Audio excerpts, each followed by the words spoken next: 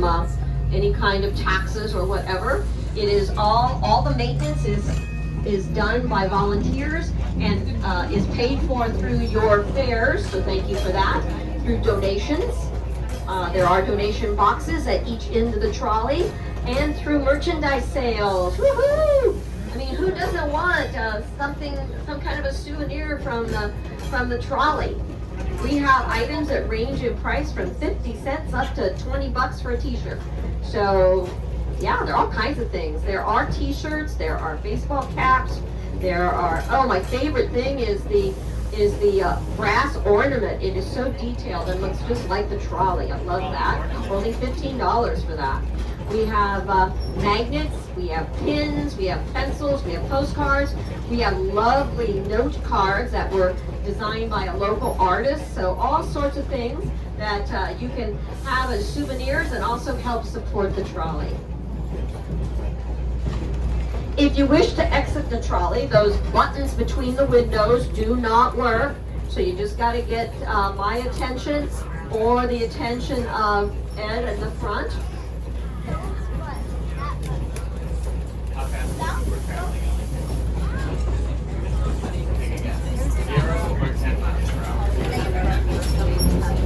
So here we are under the Astoria Bridge again.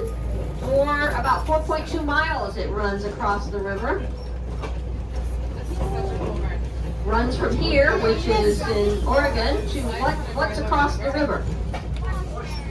Oh, I love it when somebody has a clue about geography. Yes, that is the state of Washington.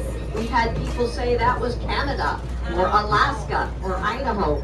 Nope, it is Washington. Oh yes, we did. There are people, yeah, people are not always wise when it comes to geography, apparently. But yes, it is the state of Washington. Oregon owns about 4 miles of the bridge, and Washington owns the last 2/10 of it over there. The bridge was built in the 1960s, and before then, there were ferry boats that took people across and vehicles across the river. So all those pilings you see down there in the river, you see all those what look like wooden poles sticking out? Those are wooden pilings. There used to be buildings, structures on top of those, but the buildings have since been taken down. But the pilings remain in the river, and you'll see those all along the riverfront here, because back in the day, Astoria had more than 30 canneries, and they were mostly over the river like that. And those pilings are left there because technically, new structures could be built on those. Now, underneath the water where the pilings are, they go all the way down to the bottom, and under the water where the air can't get to them, they don't deteriorate.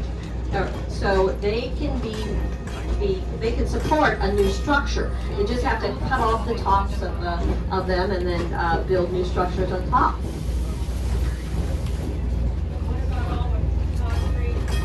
Okay, the concrete thing right here was in an old cannery that was there. It was where they attached the lids to the cans.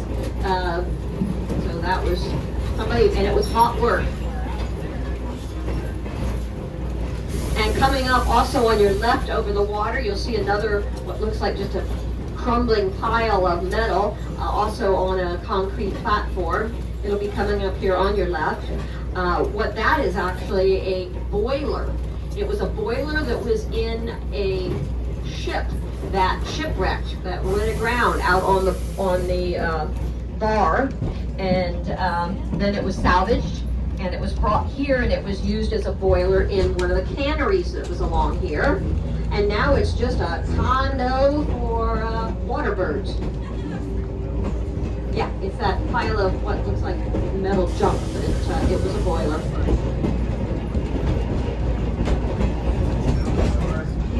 Speaking of condos, this building on your left, these condos for humans, not birds, they were built in the 1970s, but because they set over the river, people were concerned about them being hit by ship traffic or falling into the river, so the sales were very slow.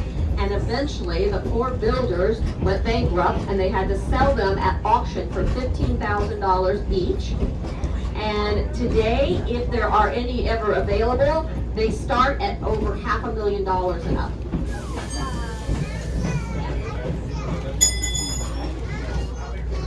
Beautiful, beautiful views. And they're very well maintained.